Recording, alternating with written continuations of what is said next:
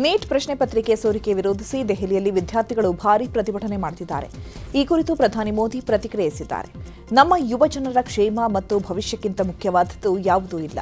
ಪರೀಕ್ಷಾ ಪ್ರಶ್ನೆ ಪತ್ರಿಕೆ ಸೋರಿಕೆ ಪ್ರಕರಣಗಳಲ್ಲಿ ಭಾಗಿಯಾದವರಿಗೆ ತ್ವರಿತ ಹಾಗೂ ಕಠಿಣ ಶಿಕ್ಷೆ ವಿಧಿಸಲು ತ್ವರಿತ ವಿಚಾರಣಾ ನ್ಯಾಯಾಲಯಗಳನ್ನು ಸ್ಥಾಪಿಸಲು ನಾವು ನಿರ್ಧರಿಸಿದ್ದೇವೆ. ನಮ್ಮ ಯುವಜನರ ಭವಿಷ್ಯಕ್ಕೆ ಹಾನಿ ಮಾಡಲು ಪ್ರಯತ್ನಿಸುವವರನ್ನ ಯಾವುದೇ ಕಾರಣಕ್ಕೂ ಸುಮ್ಮನೆ ಬಿಡುವುದಿಲ್ಲ ಅಂತ ಪ್ರಧಾನಿ ಎಕ್ಸ್ನಲ್ಲಿ ಸಂದೇಶ ರವಾನಿಸಿದ್ದಾರೆ. ಪ್ರಧಾನಿ ಮೋದಿ ಪೋಸ್ಟ್ ಬೆನ್ನಲ್ಲೇ ಫಾಸ್ಟ್ ಟ್ರ್ಯಾಕ್ ಕೋರ್ಟ್ಗಳ ಸ್ಥಾಪನೆಯಾಗಿವೆ. 4 ರಾಜ್ಯಗಳಲ್ಲಿ 5 ಫಾಸ್ಟ್ ಟ್ರ್ಯಾಕ್ ಕೋರ್ಟ್ ಪೀಠಗಳ ಸ್ಥಾಪನೆಯಾಗಿವೆ. ಬಾಂಬೆ ಹೈಕೋರ್ಟ್ನಲ್ಲಿ 2 ಪೀಠಗಳು, ಭೋಪಾಲ್, ಕೋಲ್ಕತಾ, ದೆಹಲಿ ಹೈಕೋರ್ಟ್ಗಳಲ್ಲಿ ತಲಾ 1 ಪೀಠ ರಚನೆಯಾಗಿದೆ. ಮುಂದಿನ ವಾರವೇ ಕೋರ್ಟ್ಗೆ ಸಿಬಿಐ ಚಾರ್ಜ್ ಶೀಟ್ ಸಲ್ಲಿಸಲಿದೆ. ನೀಟ್ ಗದ್ದಲದ ಬಗ್ಗೆ ಕೇಂದ್ರ ಗೃಹ ಸಚಿವ ಅಮಿತ್ ಶಾ ಎಕ್ಸ್ನಲ್ಲಿ ಪೋಸ್ಟ್ ಮಾಡಿದ್ದಾರೆ. ಯುವಕರ ಹಿತ, ಉಜ್ವಲ ಭವಿಷ್ಯಕ್ಕೆ ನಮ್ಮ ಮೊದಲ ಆದ್ಯತೆ. ಯುವಕರ ಹಿತವೇ ಮೋದಿ ಸರ್ಕಾರದ ಆದ್ಯತೆ. ಫಾಸ್ಟ್ ಟ್ರ್ಯಾಕ್ ಕೋರ್ಟ್ ಸ್ಥಾಪಿಸಿ ತಪ್ಪಿತಸ್ಥರಿಗೆ ಶಿಕ್ಷೆ ಕೊಡಿಸುತ್ತೇವೆ. ಯುವಕರ ಬದುಕಿನೊಂದಿಗೆ ಚೆಲ್ಲಾಟ ಆಡಿದವರ ವಿರುದ್ಧ ಕಠಿಣ ಕ್ರಮ ಕೈಗೊಳ್ಳುತ್ತೇವೆ ಅಂತ ಅಮಿತ್ ಶಾ ಭರವಸೆ ನೀಡಿದ್ದಾರೆ. ವಿದ್ಯಾರ್ಥಿಗಳಿಗೆ ಆಗಿರುವ ಅನ್ಯಾಯ ಸಹಿಸಲ್ಲ ಅಂತ ಕೇಂದ್ರ ಸಚಿವ ಕಿರಣ್ ರಿಜಿಜು ಹೇಳಿದ್ದಾರೆ. ವಿಪಕ್ಷಗಳು ಚರ್ಚೆಯಿಂದ ದೂರ ಹೋಗ್ತಿವೆ ಅಂತ ಇಂಡಿಯಾ ಕೂಟದ ನಡೆ ಬಗ್ಗೆ ಅಸಮಾಧಾನ ವ್ಯಕ್ತಪಡಿಸಿದ್ದಾರೆ. तो आज फिर हमने देखा तो अपोजिशन पार्टी तो फिर से हंगामा करके चर्चा से भाग रहे हैं. ये ठीक नहीं है. अब ये चौथा दिन हो गया है और पार्लियामेंट का बाकी बिजनेस छोड़ के हम पहला नीट पेपर लीक पे चर्चा के लिए पूरा तैयार हो गए हैं. फिर क्यों भाग रहे हैं चर्चा से? हमने बहुत साफ शब्दों में कहा है कि जितना लंबा चर्चा करना चाहते हैं कि नीट पेपर लीक का चर्चा तुरंत शुरू करना चाहिए, सब तैयारी है. फिर भी अपोजिशन पार्टी आज भी चर्चा करने नहीं दिया है. ನೀಟ್ ಪ್ರಶ್ನೆ ಪತ್ರಿಕೆಯ ಸೋರಿಕೆ ಪ್ರಕರಣದ ತನಿಖೆಯ ಚಾರ್ಜ್ ಶೀಟ್ ಸಲ್ಲಿಕೆಗೆ ಸಿಬಿಐ ಸಿದ್ಧತೆ ಮಾಡಿಕೊಂಡಿದೆ. ಪ್ರಶ್ನೆ ಪತ್ರಿಕೆ ಲೀಕ್ ಆರೋಪಿಗಳ ವಿರುದ್ಧ ಮುಂದಿನ ವಾರ ಕೋರ್ಟ್ಗೆ ಸಿಬಿಐ ಅಧಿಕಾರಿಗಳು ಚಾರ್ಜ್ ಶೀಟ್ ಸಲ್ಲಿಸುವ ಸಾಧ್ಯತೆ ಇದೆ. ಫಾಸ್ಟ್ ಟ್ರ್ಯಾಕ್ ಕೋರ್ಟ್ ಬಗ್ಗೆ ಪ್ರಧಾನಿ ಮೋದಿ ಹೇಳಿದ ಬೆನ್ನಲ್ಲೇ ಚಾರ್ಜ್ ಶೀಟ್ಗೆ ಸಿಬಿಐ ಸಿದ್ಧತೆ ಮಾಡಿಕೊಂಡಿದೆ.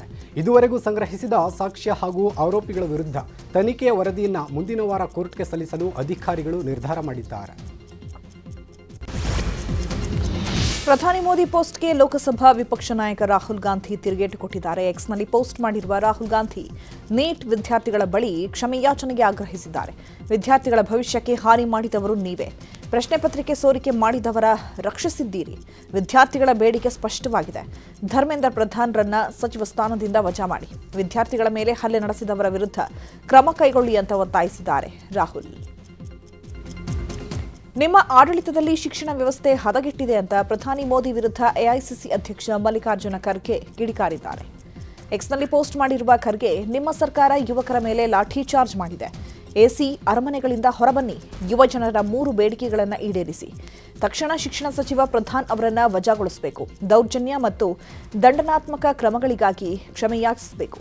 ನೀವು ಗುರಿಯಾಗಿಸಿದ ಸಂತ್ರಸ್ತರಿಗೆ ನ್ಯಾಯ ಒದಗಿಸಿ ಅಂತ ಖರ್ಗೆ ಒತ್ತಾಯಿಸಿದ್ದಾರೆ.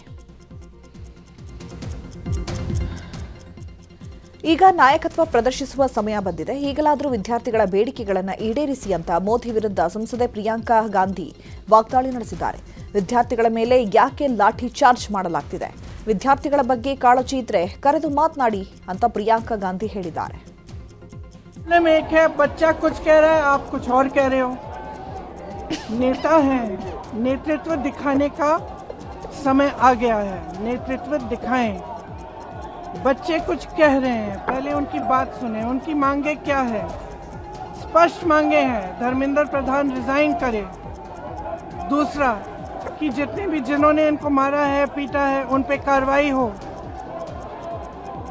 तीसरी इनकी डिमांड, जितनी भी डिमांड है इनको पहले आप फुलफिल करो ना. इतना मुश्किल नहीं है. सिस्टम में भरोसा टूट गया है. बच्चों का, स्टूडेंट्स का भरोसा टूट गया है. तो सिस्टम द्वारा अगर आप कोई सोल्यूशन देंगे तो बच्चा उसको एक्सेप्ट नहीं करेगा. ये सिंपल सी बात है जो सब माँ बाप जानते हैं. ये सिंपल सी बात है जो हमारे प्रधानमंत्री, हमारे नेता को जानना चाहिए.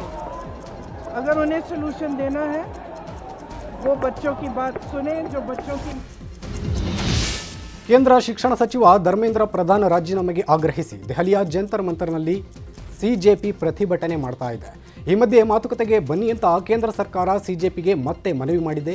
ಜೆಪಿ ನಡ್ಡಾ ಅವರ ಮನೆಯಲ್ಲಿ ಚರ್ಚೆ ಮಾಡೋಣ ಬನ್ನಿ ಸಚಿವ ಜಿತೇಂದ್ರ ಸಿಂಗ್ ಆಹ್ವಾನಿಸಿದ್ದಾರೆ. ಆದರೆ ಕೇಂದ್ರದ ಮಾತುಕತೆಗೆ ಸಿಜೆಪಿ ಒಪ್ತಾ ಇಲ್ಲ. ಧರ್ಮೇಂದ್ರ ಪ್ರಧಾನ್ ರಾಜೀನಾಮೆ ಕೊಟ್ಟರಷ್ಟೇ ಮಾತುಕತೆಗೆ ಬರ್ತೀವಿ ಅಂತ ಹೇಳಿದೆ.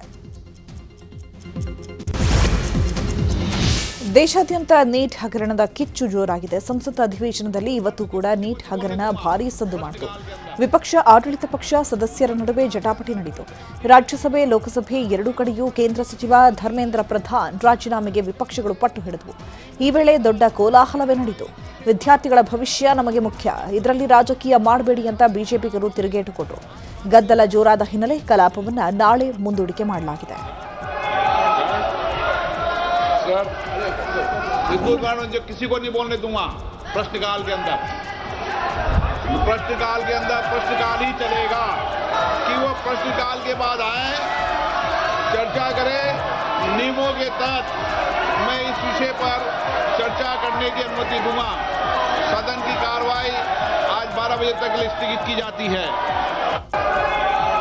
जो आज प्राइम मिनिस्टर का बयान हुआ है ये इन्वेस्टिगेटिव बयान है ये, और दूसरा जो है पहले एजुकेशन मिनिस्टर का इस्तीफा होना चाहिए चर्चा करने के लिए। ದೆಹಲಿಯಲ್ಲಿ ಸಿಜೆಪಿ ಹೋರಾಟಕ್ಕೆ ಸುಪ್ರೀಂ ಕೋರ್ಟ್ನ ವಕೀಲರು ಬೆಂಬಲ ವ್ಯಕ್ತಪಡಿಸಿದ್ದಾರೆ.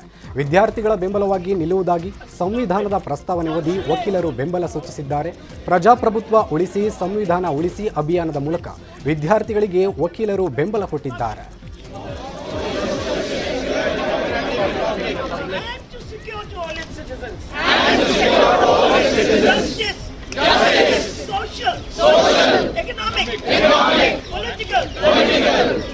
Liberty of thought, expression, belief, faith, and worship, equality of citizen opportunity, and to promote a man's CJP ಪ್ರತಿಭಟನೆ ಹಿನ್ನೆಲೆ ದೆಹಲಿಯ ಕನ್ನಾಟ್ ಪ್ರದೇಶದಲ್ಲಿ ಉದ್ವಿಗ್ನ ವಾತಾವರಣ ನಿರ್ಮಾಣ ಆಗ್ತಾ ಇರುವ ಹಿನ್ನೆಲೆ ಸಂಜೆ 6:30 ನಂತರ ಎಲ್ಲ ವ್ಯಾಪಾರ ವಹಿವಾಟು ಸ್ಥಗಿತಗೊಳಿಸಲು ವ್ಯಾಪಾರ ಸಂಘಟನೆ ಸದಸ್ಯರು ತೀರ್ಮಾನ ಮಾಡಿದ್ದಾರೆ. ರೆಸ್ಟೋರೆಂಟ್ ಹಾಗೂ ಕಚೇರಿಗಳನ್ನು ಕ್ಲೋಸ್ ಮಾಡಲು ನಿರ್ಧರಿಸಲಾಗಿದೆ. ನಿನ್ನೆ ಕನ್ನಾಟ್ ಪ್ರದೇಶದಲ್ಲಿ ಪೊಲೀಸರ ಮೇಲೆ ವಿದ್ಯಾರ್ಥಿಗಳು ಕಲ್ಲು ತೂರಿದ ಘಟನೆಯೂ ನಡೆದಿತ್ತು. ದೆಹಲಿಯಲ್ಲಿ ವಿದ್ಯಾರ್ಥಿಗಳ ಪ್ರತಿಭಟನೆ ಮಧ್ಯೆ ಸಾಮಾಜಿಕ ಕಾರ್ಯಕರ್ತ ಅಣ್ಣಾ ಹಜಾರೆ ಎಂಟ್ರಿ ಕೊಟ್ಟಿದ್ದಾರೆ. ವಿದ್ಯಾರ್ಥಿಗಳ ಪ್ರತಿಭಟನೆ ಸಂಬಂಧ ಪ್ರಧಾನಿ ಮೋದಿಗೆ ಅಣ್ಣಾ ಹಜಾರೆ ಪತ್ರ ಬರೆದಿದ್ದಾರೆ. ಈ ಕುರಿತು ಮಾತನಾಡಿರುವ ಅಣ್ಣಾ ಹಜಾರೆ, ಪ್ರಧಾನಮಂತ್ರಿಯವರು ಸರ್ವೋಚ್ಚ ನಾಯಕರಾಗಿದ್ದಾರೆ. ಜನರ ಪ್ರಶ್ನೆಗಳನ್ನು ಅವರಿಗೆ ತಲುಪಿಸುವುದು ಮುಖ್ಯ, ಹೀಗಾಗಿ ನಾನು ಅದನ್ನು ಕಳುಹಿಸಿಕೊಟ್ಟಿದ್ದೇನೆ ಅಂತ ಹೇಳಿದ್ದಾರೆ.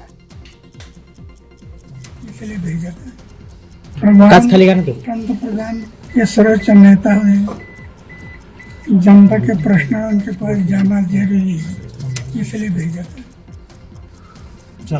अन्ना, आप हमेशा कहते हो कि प्रधान ये सर्वोच्च नेता है, जनता के प्रश्न उनके पास जाना जरूरी है। ಬೆಂಗಳೂರಿನ ಕೆಪಿಸಿಸಿ ಕಚೇರಿ ಬಳಿ ಬಿಜೆಪಿ ನಾಯಕರ ಮೇಲೆ ಮೊಟ್ಟೆ ಹೊಡೆದ ಪ್ರಕರಣಕ್ಕೆ ಸಂಬಂಧಪಟ್ಟಂತೆ ಆರೋಪಿಗಳನ್ನು ಪೊಲೀಸರು ಬಂಧಿಸಿದ್ದಾರೆ. ಮೊಟ್ಟೆ ಹೊಡೆದಿದ್ದ ಪ್ರಮುಖ ಆರೋಪಿ ಪುಣ್ಯೇಶ್ ಸೇರಿದಂತೆ 9 ಮಂದಿಯನ್ನು ಶಿವಾಜಿನಗರ ಪೊಲೀಸರು ಬಂಧಿಸಿದ್ದು ವಿಚಾರಣೆ ಮಾಡುತ್ತಿದ್ದಾರೆ. ಬಂಧಿತರೆಲ್ಲರೂ ಕಾಂಗ್ರೆಸ್ ಕಾರ್ಯಕರ್ತರು ಎನ್ನಲಾಗಿದೆ. ನೂರುಲ್ಲಾ, ಹರೀಶ್, ಸೋಯಬ್, ಪುಣ್ಯ ನಾಯ್ಕ್ ಸೇರಿದಂತೆ 9 ಮಂದಿಯನ್ನು ಬಂಧಿಸಿ ವಿಚಾರಣೆ ಮಾಡಲಾಗ್ತಾ ಇದೆ. ಮೊಟ್ಟೆ ಕೊಟ್ಟವರು ಯಾರು, ಎಲ್ಲಿಂದ ತಂದ್ರಿ, ಪೂರ್ವ ನಿಯೋಜಿತ ಕೃತ್ಯನ ಅಂತ ಪೊಲೀಸರು ವಿಚಾರಣೆ ನಡೆಸುತ್ತಿದ್ದಾರೆ. ಕರ್ನಾಟಕದಲ್ಲೂ ಕಾಂಗ್ರೆಸ್ ಬಿಜೆಪಿ ನೀಟ್ ಸಂಘರ್ಷ ಜೋರಾಗಿದೆ. ನಿನ್ನೆ ಕೆಪಿಸಿಸಿ ಕಚೇರಿ ಬಿಜೆಪಿ ಶಾಸಕ ಬಿಪಿ ಹರೀಶ್ ಮೇಲೆ ಮೊಟ್ಟೆ ದಾಳಿಯಾಗಿತ್ತು. ಈ ಘಟನೆಯನ್ನು ಖಂಡಿಸಿ ಇಂದು ಬಿಜೆಪಿ ನಾಯಕರು ವಿಧಾನಸೌಧದ ಗಾಂಧಿ ಪ್ರತಿಮೆ ಬಳಿ ಪ್ರತಿಭಟನೆ ಮಾಡಿದ್ದಾರೆ. ಮೊಟ್ಟೆ ಎಸೆದ ಆರೋಪಿಗಳ ವಿರುದ್ಧ ಕ್ರಮಕ್ಕೆ ಒತ್ತಾಯಿಸಿ ಕಾಂಗ್ರೆಸ್ ನಾಯಕರ ವಿರುದ್ಧ ಬಿಜೆಪಿ ನಾಯಕರು ಆಕ್ರೋಶ ವ್ಯಕ್ತಪಡಿಸಿದರು. ಕರ್ನಾಟಕದ ಕೊತ್ವಾಲ್ ಸರ್ಕಾರಕ್ಕೆ ಧಿಕ್ಕಾರ ಎಂಬ ಭಿತ್ತಿ ಪತ್ರಗಳನ್ನು ಹಿಡಿದು ಪ್ರತಿಭಟನೆ ಮಾಡಿದ್ದಾರೆ. ಇನ್ನು ಮೊಟ್ಟೆ ಎಸೆದ ಪ್ರಕರಣ ಸಂಬಂಧ ರಾಜ್ಯಪಾಲರಿಗೆ ಬಿಜೆಪಿ ನಾಯಕರು ದೂರು ನೀಡಿದ್ದಾರೆ. ರಾಜ್ಯದಲ್ಲಿ ಆಡಳಿತವಿಲ್ಲ, ಅರಾಜಕತೆ ಇದೆ, ಅರಾಜಕತೆಯಿಂದ ಏನು ಬೇಕಾದರೂ ಮಾಡಬಹುದೆಂಬ ಈ ಸರ್ಕಾರ ಅಂದುಕೊಂಡಿದೆ. ನೀಟ್ ವಿರುದ್ಧದ ಹೋರಾಟದ ಲಾಭ ಪಡೆಯಲು ಕಾಂಗ್ರೆಸ್ ಹೊರಟಿದೆ ಅಂತ ಬಿಜೆಪಿ ಶಾಸಕ ಸುರೇಶ್ ಕುಮಾರ್ ಕಿಡಿಕಾರಿದ್ದಾರೆ. ಪೊಲೀಸರು ಕಾಂಗ್ರೆಸ್ ಪರವಾಗಿ ಕೆಲಸ ಮಾಡ್ತಿದ್ದಾರೆ, ರಾಜ್ಯದಲ್ಲಿ ಗೂಂಡಾ ಸಂಸ್ಕೃತಿ ಇದೆ ಅಂತ ಸಿಟಿ ರವಿ ಗುಡುಗಿದ್ರು. ಇನ್ನು ಇದೇ ವಿಚಾರವಾಗಿ ರವಿಕುಮಾರ್, ಆರ್ ಅಶೋಕ್, BY ವಿಜೇಂದ್ರ, ಜನಾರ್ದನ ರೆಡ್ಡಿ, ಛಲವಾದಿ ನಾರಾಯಣಸ್ವಾಮಿ ಕೂಡ ಸರ್ಕಾರದ ವಿರುದ್ಧ ವಾಗ್ದಾಳಿ ನಡೆಸಿದ್ದಾರೆ. ಆಳ್ವಿಕೆ ಮಾಡಬೇಕು, ಅರಾಜಕತೆ ಎಬ್ಬಿಸಬಾರ್ದು. ನಮ್ಮ ಶಾಸಕ ಹರೀಶ್ ಅವರಲ್ಲಿ ಹೋಗ್ತಾ ಇದ್ದಲ್ಲ ನಡ್ಕೊಂಡು, ಅವರೇನು ಘೋಷಣೆ ಹೋಗ್ತಾ ಇರಲಿಲ್ಲ, ಏನೂ ಹೋಗ್ತಾ ಇಲ್ಲ. ಅವ್ರ ಕಡೆ ನುಗ್ಗಿ ಮೊಟ್ಟೆಯಲ್ಲಿ ಹೊಡೆದು ಕೋಲಲ್ಲಿ ಹೊಡೆಯೋಕ್ಕೆ ಪ್ರಯತ್ನ ಪಡೋದು, ಅದು ಅವರೇ ಹೇಳೋ ಪ್ರಕಾರ 45 ಜನ ನುಗ್ಗಿ ಹೊಡೆಯೋದು, ಇದು ತೋರಿಸದೆ ಇದು ಅರಾಜಕತೆಯ ಒಂದು ಪ್ರತೀಕ. ತಿಳಿಯಾದ ನೀರನ್ನು ಕದಡೋ ಒಂದು ಪ್ರಯತ್ನ ಮಾಡ್ತಾ ಇದ್ದಾರೆ. ವಿದ್ಯಾರ್ಥಿಗಳನ್ನ ತಮ್ಮ ರಾಜಕೀಯ ಉದ್ದೇಶಕ್ಕೋಸ್ಕರ ಒಂದು ಅಸ್ತ್ರವನ್ನಾಗಿ ಮಾಡ್ಕೊಳ್ತಾ ಇದ್ದಾರೆ. ನೀವು ಪ್ರಧಾನಮಂತ್ರಿ ಕಚೇರಿ ಮುಂದೆ ಹೋಗಿ ಮನೆ ಮುಂದೆ ಹೋಗಿ ಪ್ರತಿಭಟನೆ ಮಾಡ್ಬೋದು, ಅದು ನಿಷೇಧಿತ ವಲಯ, ಅಲ್ಲಿ ಹೋಗಿ ನೀವು ಪ್ರತಿಭಟನೆ ಮಾಡ್ಬೋದು. ನಿಮ್ಮ ಕಚೇರಿ ಮುಂದೆ ನಾವು ಪ್ರತಿಭಟನೆ ಮಾಡಬಾರ್ದಾ? ನೀವು ಪ್ರಧಾನಮಂತ್ರಿಗಳ ಬಗ್ಗೆ ಅವ್ಯಾಚ್ಯ ಶಬ್ದಗಳ ಭಾಷೆಯನ್ನು ಬಳಕೆ ಮಾಡಿದ್ರಿ. ನಾವು ಯಾವ ರೀತಿ ಅವ್ಯಾಚ್ಯ ಶಬ್ದಗಳು ಯಾವ ಭಾಷೆಯನ್ನು ನಾವು ಬಳಕೆ ಮಾಡಿಲ್ಲ. ನೀವು ಗುಂಡಾಗಿರಿ ತೋರಿಸಿದ್ರಿ. ನಿಮ್ಮ ಭಾಷೆ, ನಿಮ್ಮ ಗುಂಡಾಗಿರಿ ಅದೇನು ಬ್ರಹ್ಮವಿದ್ಯೆ ಅಲ್ಲ, ನಮಗೆ ಮಾಡಕ್ಕೆ ಬರೋಕ್ಕಾಗದೇ ಇರೋ ವಿದ್ಯೆ ಅಲ್ಲ. ಆದರೆ ನಾವು ಈ ರಾಹುಲ್ ಗಾಂಧಿ ಅಂತಹ ಹೇಳಿ ಚರ್ಚೆ ಮಾಡಕ್ಕೆ ತಯಾರಿಲ್ಲ ಪಾರ್ಲಿಮೆಂಟ್ ಒಳಗಡೆ ಭಾಗವಹಿಸಿ. ಈ ರೀತಿ ಪಲಾಯನವಾದವನ್ನು ಮಾಡಿರ್ತಕ್ಕಂಥ, ಚರ್ಚೆಯನ್ನು ಬಿಟ್ಟು ಓಡಿ ಹೋಗ್ತಾ ಇರ್ತಕ್ಕಂಥ ಈ ರಾಹುಲ್ ಗಾಂಧಿಯ ಹೇಳಿತನದ ವಿರುದ್ಧ ನಾವು ಇವತ್ತು ಹೋರಾಟವನ್ನು ಮಾಡ್ತಾ ಇದ್ದೀವಿ. ಮತ್ತೆ ನಮ್ಮ ಏನು ಹರೀಶ್ ಅವರ ಮೇಲೆ, ಡಾಕ್ಟರ್ ಅಶ್ವಥ್ ನಾರಾಯಣ ಅವರ ಮೇಲೆ, ರಾಮಮೂರ್ತಿ ಅವರ ಮೇಲೆ, ಪೊಲೀಸರ ಸುರಪದಿಯಲ್ಲಿರೋ ಬಸ್ಸು ನಮ್ದು. ವಿರೋಧ ಪಕ್ಷದ ನಾಯಕರು ಇಬ್ಬರು ಇದ್ದೀರಿ. ವಿರೋಧ ಪಕ್ಷದ ನಾಯಕರು ನಮ್ಮೆಲ್ಲ ಶಾಸಕರಿದ್ದಾರೆ, ಮಾಜಿ ಮಂತ್ರಿ ಇದ್ದಾರೆ. ಕಾಮನ್ ಸೆನ್ಸ್ ಬೇಡವಂದ್ರಿ, ಪ್ರೊಟೆಕ್ಷನ್ ಕೊಡಬೇಕು ಅಂತ ಹೇಳ್ಬಿಟ್ಟು ಕಾಂಗ್ರೆಸ್ ಆಫೀಸ್ ಮುಂದೆ 200 ಜನ ಪ್ರೊಟೆಕ್ಷನ್. ನಮ್ಮ ಬಸ್ಗೆ ಒಬ್ಬನು ಪ್ರೊಟೆಕ್ಷನ್ನೇ ಇಲ್ಲ. ನಮ್ಮನ್ನ ಆ ರೋಡಲ್ಲಿ ಕರ್ಕೊಂಡು ಹೋಗಿದ್ದು ಯಾಕೆ? ಮೊದಲನೇ ಪ್ರಶ್ನೆ. ನಿನ್ನೆನೂ ಕೂಡ ಬೆಂಗಳೂರಿನಲ್ಲಿ ಭಾರತೀಯ ಜನತಾ ಪಾರ್ಟಿ ನಾವು ಪ್ರೊಟೆಸ್ಟನ್ನು ಮಾಡ್ತಕ್ಕಂಥ ಸಂದರ್ಭದಲ್ಲಿ ಹರೀಶ್, ನಮ್ಮ ಹರಿಹರದ ಶಾಸಕರಾಗಿರ್ತಕ್ಕಂಥ ಹರೀಶ್ ಅವ್ರ ಮೇಲೆ ಮೊಟ್ಟೆಯಿಂದ ದಾಳಿ ಮಾಡುವಂಥ ಕೆಲಸ ಆಯಿತು. ಬೇರೆ ನಮ್ಮ ಶಾಸಕರುಗಳ ಮೇಲೆ ಕೂಡ ದಾಳಿ ಮಾಡ್ತಕ್ಕಂಥ ಕೆಲಸ ಆಗಿದೆ. ಏನು ಗುಂಡಾ ಸರ್ಕಾರ ಇದೆ ಕಾಂಗ್ರೆಸ್ ರಾಜ್ಯದಲ್ಲಿ. ನಮ್ಮ ಮಕ್ಕಳ ಭವಿಷ್ಯದ ಬಗ್ಗೆ ಪ್ರತಿಯೊಬ್ಬರು ಚಿಂತೆ ಮಾಡಬೇಕು ಅಂತ ಸಿಎಂ DK ಶಿವಕುಮಾರ್ ಹೇಳಿದ್ದಾರೆ. ಭಾರತ ಟ್ಯಾಲೆಂಟ್ ಹಬ್, ನಮ್ಮಲ್ಲಿರುವ ಟ್ಯಾಲೆಂಟ್ ಬೇರೆ ಎಲ್ಲೂ ಇಲ್ಲ.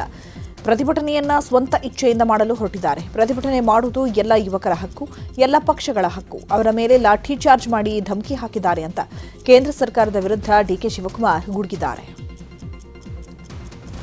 ನಮ್ಮ ಭಾರತದ ಯುವಕರ ಭವಿಷ್ಯದ ಬಗ್ಗೆ ಯೋಚನೆ ಮಾಡ್ತಾ ಇದ್ದಾರೆ. ಯಾಕೆಂದರೆ ಇದು ಭಾರತ ಟ್ಯಾಲೆಂಟ್ ಹಬ್. ನಮ್ಮ ಟ್ಯಾಲೆಂಟ್ ಇರೋದು ನಮ್ಮ ಭಾರತದಲ್ಲಿ. ನಮ್ಮಲ್ಲಿರುವಂಥ ಟ್ಯಾಲೆಂಟು ಇಡೀ ಪ್ರಪಂಚದಲ್ಲಿ ಎಲ್ಲೂ ಇಲ್ಲ ಅನ್ನೋದು ಎಲ್ಲರೂ ಕೂಡ ಒಪ್ಕೊಳ್ತಾರೆ. ಇದು ಪ್ರಜಾಪ್ರಭುತ್ವ ವ್ಯವಸ್ಥೆಯಲ್ಲಿ ಪ್ರತಿಭಟನೆ ಮಾಡೋದು ಎಲ್ಲರ ಹಕ್ಕು, ಎಲ್ಲ ಪಾರ್ಟಿಯವ್ರದ್ದು ಹಕ್ಕು, ಎಲ್ಲ ಯುವಕರದ್ದು ಹಕ್ಕು. ಸೊ ಅವ್ರ ಮೇಲೆ ಏನು ಈ ರೀತಿ ಲಾಠಿ ಚಾರ್ಜ್ ಮಾಡಿ ತೊಂದರೆ ಕೊಟ್ಟು ಅವ್ರಿಗೆ ಮಕ್ಕಳಿಗೆ ಭವಿಷ್ಯಕ್ಕೆ ಹಾಳಾಗ್ತಾ ಇದೆ. ಯಾಕೆ ಮುಚ್ಕೊಳ್ತಾ ಇದ್ದೀರಾ? ಮೊಟ್ಟೆ ಎಸೆಯುವ ಸಂಸ್ಕೃತಿ ನಮ್ಮದಲ್ಲ ಅಂತ ಗೃಹ ಸಚಿವ ಪ್ರಿಯಾಂಕ್ ಖರ್ಗೆ ಹೇಳಿದ್ದಾರೆ. ಕೆಂಪೇಗೌಡ ಏರ್ಪೋರ್ಟ್ನಲ್ಲಿ ಮಾತನಾಡಿದ ಪ್ರಿಯಾಂಕ್ ಖರ್ಗೆ, ಈಗಾಗಲೇ ನಮ್ಮ ಇಲಾಖೆಯಿಂದ ಕೃತ್ಯ ಎಸಗಿದವರ ಮೇಲೆ ಕ್ರಮವನ್ನು ತೆಗೆದುಕೊಂಡಿದ್ದೇವೆ. ಇಂತಹ ಘಟನೆಗಳಿಗೆ ಯಾವುದಕ್ಕೂ ನಾವು ಆಸ್ಪದ ಕೊಡಲ್ಲ, ಪ್ರೋತ್ಸಾಹವನ್ನು ಕೊಡಲ್ಲ, ಪ್ರಚೋದನೆಯೂ ಮಾಡಲ್ಲ. ಬಿಜೆಪಿಯವರು ಉದ್ದೇಶಪೂರ್ವಕವಾಗಿ ಇದಕ್ಕೆ ಬೇರೆ ಬಣ್ಣ ಹಚ್ಚುತ್ತಿದ್ದಾರೆ. ನಮ್ಮ ಪೊಲೀಸರು ಒಂದು ರೂಟ್ ಹಾಕಿ ಕೊಟ್ಟಿದ್ರು, ಅದು ತಪ್ಪಿದ್ದೇಕೆ ಅಂತ ಪ್ರಿಯಾಂಕ್ ಖರ್ಗೆ ಪ್ರಶ್ನೆ ಮಾಡಿದ್ದಾರೆ. ಇನ್ನು ನೀಟ್ ಹಗರಣದ ಬಗ್ಗೆ ಉಪಮುಖ್ಯಮಂತ್ರಿ ಡಾಕ್ಟರ್ ಜಿ ಪರಮೇಶ್ವರ್ ಪ್ರತಿಕ್ರಿಯೆ ನೀಡಿದ್ದು, ಜವಾಬ್ದಾರಿ ಹೊತ್ತವರ ಮೇಲೆ ಕ್ರಮ ಆಗಲಿ ಅಂತ ಒತ್ತಾಯಿಸಿದ್ದಾರೆ. ಕೇಂದ್ರ ಶಿಕ್ಷಣ ಸಚಿವ ಪ್ರಧಾನ್ ಅವರ ರಾಜೀನಾಮೆಯನ್ನು ಪ್ರಧಾನಿ ಮೋದಿ ಪಡೆಯಬೇಕೆಂದು ಹೇಳಿದ್ದಾರೆ.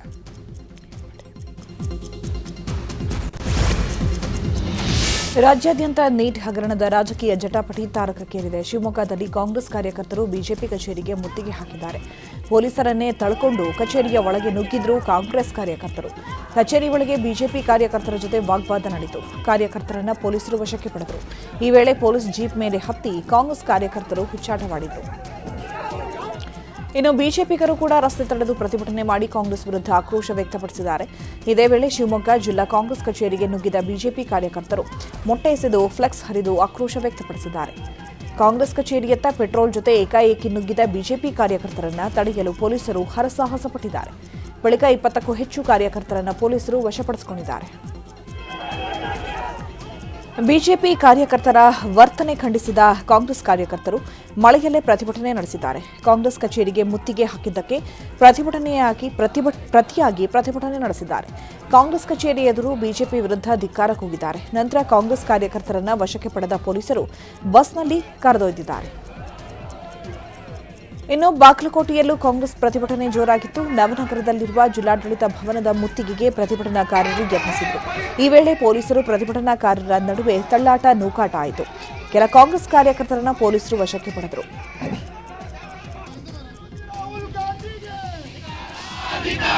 ಕೊಪ್ಪಳದಲ್ಲಿ ಬಿಜೆಪಿ ಕಾರ್ಯಕರ್ತರಿಂದ ಜೋರು ಪ್ರತಿಭಟನೆ ನಡೆದಿದೆ. ಬಸವೇಶ್ವರ ವೃತ್ತದಲ್ಲಿ ಮಾನವ ಸರಪಳಿ ನಿರ್ಮಿಸಿ ಕಾಂಗ್ರೆಸ್ ವಿರುದ್ಧ ಬಿಜೆಪಿಗರು ಆಕ್ರೋಶ ವ್ಯಕ್ತಪಡಿಸಿದರು. ಎಂಎಲ್ಸಿ ಹೇಮಲತಾ ನಾಯಕ್, ಮಾಜಿ ಸಂಸದ ಶಿವರಾಮೇಗೌಡ, ಮಾಜಿ ಶಾಸಕ ಪರಣ್ಣ ಮುನವಳ್ಳಿ ಸೇರಿದಂತೆ ಹಲವರು ಪಾಲ್ಗೊಂಡಿದ್ದರು.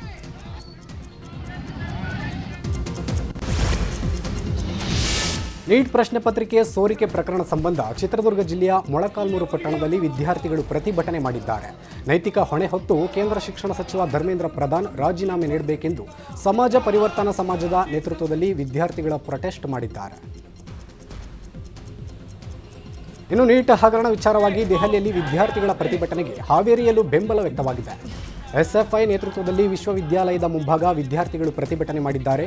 ಕೇಂದ್ರ ಶಿಕ್ಷಣ ಸಚಿವ ಧರ್ಮೇಂದ್ರ ಪ್ರಧಾನ್ ರಾಜೀನಾಮೆ ಕೊಡಬೇಕು, ಎನ್ಟಿಎಯನ್ನು ಕೂಡಲೇ ರದ್ದುಗೊಳಿಸುವಂತೆ ವಿದ್ಯಾರ್ಥಿಗಳು ಒತ್ತಾಯಿಸಿದರು.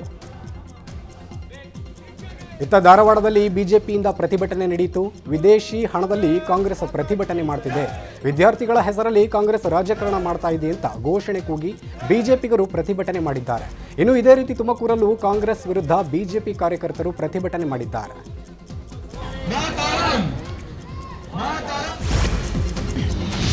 ಕೆಪಿಎಸ್ಸಿಯಲ್ಲಿನ ಮತ್ತೊಂದು ಭ್ರಷ್ಟಾಚಾರದ ಕರ್ಮಕಾಂಡ ಬಯಲಾಗಿದೆ. ಪಶು ವೈದ್ಯಾಧಿಕಾರಿಗಳ ನೇಮಕದಲ್ಲಿ ಭ್ರಷ್ಟಾಚಾರ ನಡೆದಿದೆ ಎನ್ನಲಾದ ಆಡಿಯೋ ಹಾಗೂ ಫೋಟೋ ವೈರಲ್ ಆಗಿದೆ. ಏಜೆಂಟ್ ಒಬ್ಬರು ಪಶು ವೈದ್ಯಾಧಿಕಾರಿಯ ಅಂತಿಮ ಪಟ್ಟಿ ಪ್ರಕಟ ಮಾಡಲು 80 ಲಕ್ಷ ಡಿಮ್ಯಾಂಡ್ ಮಾಡಿದ್ದಾರೆ. ಈ ಬಗ್ಗೆ ವಿದ್ಯಾರ್ಥಿಗಳು ಸ್ಟಿಂಗ್ ಆಪರೇಷನ್ ಮಾಡಿದ್ದಾರೆ. ಈ ಸಂಬಂಧ ವಿಧಾನಸೌಧ ಪೊಲೀಸ್ ಠಾಣೆಯಲ್ಲಿ 50ಕ್ಕೂ ಹೆಚ್ಚು ಅಭ್ಯರ್ಥಿಗಳು ದೂರು ನೀಡಿದ್ದಾರೆ ಎನ್ನಲಾಗಿದೆ.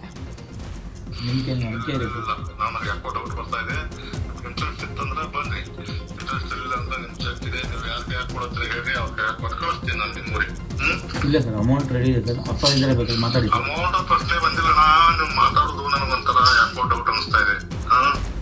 ಏನು ಸರ್ ಏನು ಕೇಳಿದ್ರಿ, ಏನು ಎದಕ್ಕೆ ಫೋನ್ ಹಚ್ಚಿರಿ ಅಂತ ಕೇಳ್ತೀರಿ? ನನಗೇನು ಹುಚ್ಚಿಡಿದ್ಯಾ ಫೋನ್ ಹಚ್ಚಕ್ಕೆ? ಸರಿ, ನಿಮ್ಮ ಕೆಲಸಕ್ಕೋಸ್ಕರನೇ ಹಚ್ಚಿದ್ದಲ್ಲ ಫೋನ್ ನಾನು. ಸರ್ ಅಪ್ಪ. ಬೆಂಗಳೂರಲ್ಲಿ 18 ಅಂತಸ್ತಿನ ಕಟ್ಟಡ ಡೆಮಾಲಿಷನ್ಗೆ ಸಿದ್ಧತೆ ನಡೆದಿದೆ. ಕೂಡ್ಲು ಬಳಿ ಇರುವ SNN ರಾಜ್ ಕಾರ್ಪ್ ಒಡೆತನದ 49 ಫ್ಲಾಟ್ಗಳ ಅಪಾರ್ಟ್ಮೆಂಟನ್ನು ಒಡೆದು ಹಾಕಲು GBS ಸಿದ್ಧತೆ ಮಾಡಿಕೊಂಡಿದೆ. 200 ಕೋಟಿ ವೆಚ್ಚದಲ್ಲಿ ನಿರ್ಮಿಸಲಾಗಿರುವ ನೂತನ ಅಪಾರ್ಟ್ಮೆಂಟ್ ಉದ್ಘಾಟನೆಗೂ ಮುನ್ನವೇ ಒಂದು ಕಡೆ ವಾಲಿದೆ. ಮುಂದಿನ ದಿನಗಳಲ್ಲಿ ಕಟ್ಟಡ ಬೀಳೋ ಆತಂಕ ಇದ್ದು ಮುಂದಿನ ವಾರ ಡೆಮಾಲಿಷನ್ ಆಗಲಿದೆ. ಅಪಾರ್ಟ್ಮೆಂಟ್ ಡೆಮಾಲಿಷನ್ಗೆ SNN ರಾಜ್ ಕಾರ್ಪ್ ಕಂಪನಿ ಕೂಡ ಒಪ್ಪಿದೆ. ಅಲ್ಲದೆ ಡೆಮಾಲಿಷನ್ ಕಾರ್ಯಾಚರಣೆಯ ಖರ್ಚು ವೆಚ್ಚವನ್ನು ಕೂಡ ಕಂಪನಿಯೇ ಭರಿಸಲಿದೆ. ಕಲಬುರಗಿ ನಗರದ ಸಿದ್ದರಾಮೇಶ್ವರ ಕಾಲೋನಿಯ ನಿವಾಸಿಗಳು ಮನೆ ಕಟ್ಟಡಗಳ ತೆರವು ಆತಂಕದಲ್ಲಿದ್ದಾರೆ.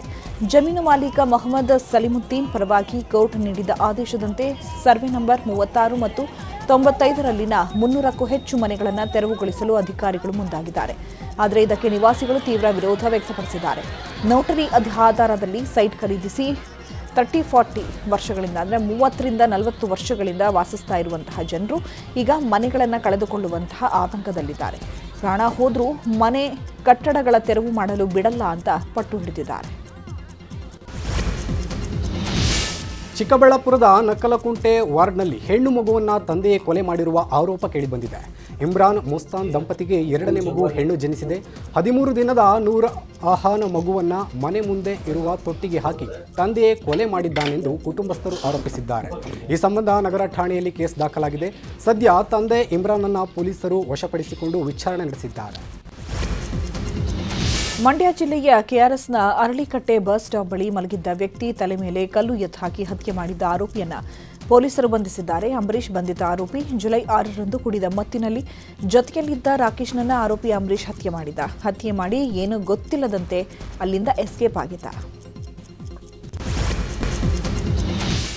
ತಾಯಿ ಚೆನ್ನಮ್ಮ ಅವರನ್ನ ನೆನೆದು ಮಾಜಿ ಸಚಿವ ಎಚ್ ಡಿ ರೇವಣ್ಣ ಗದ್ಗದಿತರಾಗಿದ್ದಾರೆ. ಹಾಸನದಲ್ಲಿ ಸುದ್ದಿಗೋಷ್ಠಿ ವೇಳೆ ರೇವಣ್ಣ ಗಳಗಳನೆ ಅತ್ತಿದ್ದಾರೆ. ನಮ್ಮ ತಾಯಿ ತುಂಬಾ ಕಷ್ಟದಿಂದ ಬಂದವರು. ತಾಳಿ ಸರ ಮಾರಿ ಜಮೀನು ಖರೀದಿಸಿ ಮನೆ ಕಟ್ಟಿದ್ದೆವು. ಅವರ ಪೂಜಾ ಫಲದಿಂದಲೇ ನಾವು ಈ ಮಟ್ಟಕ್ಕೆ ಬೆಳೆದಿದ್ದೇವೆ ಅಂತ ನೆನೆದು ಕಣ್ಣೀರನ್ನು ಹಾಕಿದ್ದಾರೆ.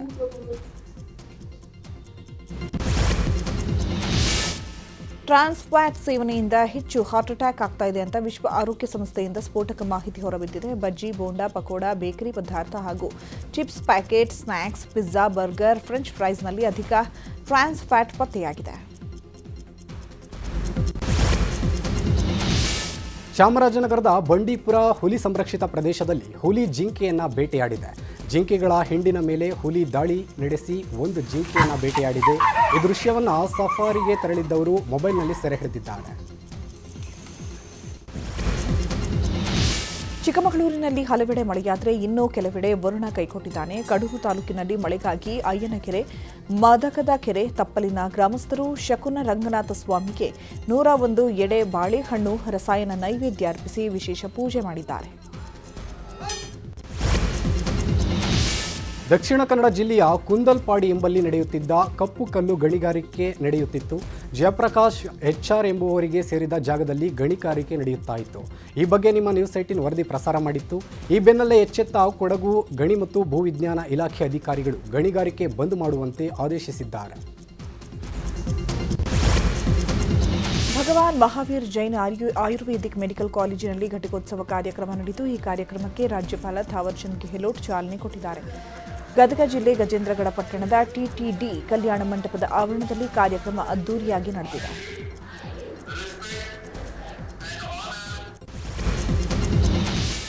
ಬೆಂಗಳೂರಿನ ಪ್ರೆಸಿಡೆನ್ಸಿ ವಿಶ್ವವಿದ್ಯಾಲಯದಲ್ಲಿ 2026ರ ಬಿಟೆಕ್ ಬ್ಯಾಚ್ನ ಓರಿಯೆಂಟೇಷನ್ ಸಮಾರಂಭ ಆಯೋಜಿಸಲಾಗಿತ್ತು. ಈ ಸಮಾರಂಭದಲ್ಲಿ ಇಸ್ರೋ ಮಾಜಿ ಅಧ್ಯಕ್ಷ ಡಾಕ್ಟರ್ ಎಸ್ ಸೋಮನಾಥ್ ಭಾಗಿಯಾಗಿದ್ದರು. ವಿಜ್ಞಾನ ಮತ್ತು ತಂತ್ರಜ್ಞಾನದ ಮಹತ್ವವನ್ನು ವಿವರಿಸಿದ ಡಾಕ್ಟರ್ ಎಸ್ ಸೋಮನಾಥ್ ಮುಂದಿನ 4 ವರ್ಷಗಳಲ್ಲಿ ವಿದ್ಯಾರ್ಥಿಗಳು ತಮ್ಮ ಗುರಿಯನ್ನು ಸಾಧಿಸಬೇಕೆಂದು ಹೇಳಿದರು. ಕಾರ್ಯಕ್ರಮದಲ್ಲಿ ಕುಲಪತಿ ಡಾಕ್ಟರ್ ನಿಸಾರ್ ಅಹಮದ್, 1500ಕ್ಕೂ ಹೆಚ್ಚು ವಿದ್ಯಾರ್ಥಿಗಳು ಹಾಗೂ ಪೋಷಕರು ಪಾಲ್ಗೊಂಡಿದ್ದರು. You did in your schools +2 level is one way of learning, teaching, but what you are going to see here in a university where you are going to learn professional education in engineering, it's going to be different. I am guaranteeing you that it is going to be different. Don't expect your school to be here. This is a very important point which I want to tell you. The teachers that you see in schools are not the teachers who are going to teach you in engineering. They are not going to teach you the way they are differently, and you need to be prepared for some shock. I can forewarn you that part. Unless the teachers here are already looking at like a school teaching, I think of course I am sure that President's University won't do a teaching of engineering like in schools that they do in +2 level. ಪ್ರಗತಿಶೀಲ ಕರ್ನಾಟಕಕ್ಕೆ ಕಲೆ, ಸಾಹಿತ್ಯ, ಸಾಂಸ್ಕೃತಿಕ ಪಾರಂಪರ್ಯ ತನ್ನದೇ ಆದ ಇತಿಹಾಸವಿದೆ. ಈ ಸಿರಿ ಸೊಬಗನ್ನು ಸಂಭ್ರಮಿಸಲು ನ್ಯೂಸ್ 18 ಕರುನಾಡ ಹಬ್ಬವನ್ನು ಆಚರಿಸ್ತಾ ಇದೆ. ವಿಜಯನಗರ ಜಿಲ್ಲೆಯ ಹೊಸಪೇಟೆಯಲ್ಲಿ 3 ದಿನಗಳ ಕಾಲ ನ್ಯೂಸ್ 18 ಕರುನಾಡ ಹಬ್ಬ ನಡೆಯಲಿದೆ. ನಾಳೆಯಿಂದ ಜುಲೈ 26ರವರೆಗೆ ಹೊಸಪೇಟೆಯ ಡಾಕ್ಟರ್ ಪುನೀತ್ ರಾಜ್ಕುಮಾರ್ ಕ್ರೀಡಾಂಗಣದಲ್ಲಿ ನ್ಯೂಸ್ 18 ಕರುನಾಡ ಹಬ್ಬ ನಡೆಯಲಿದೆ. ಮನರಂಜನೆ ಜೊತೆ ಭರ್ಜರಿ ಆಹಾರ ಮೇಳ ಆಯೋಜಿಸಲಾಗಿದೆ. ಸ್ವಾಗತ ನಮಗೆ ಇದು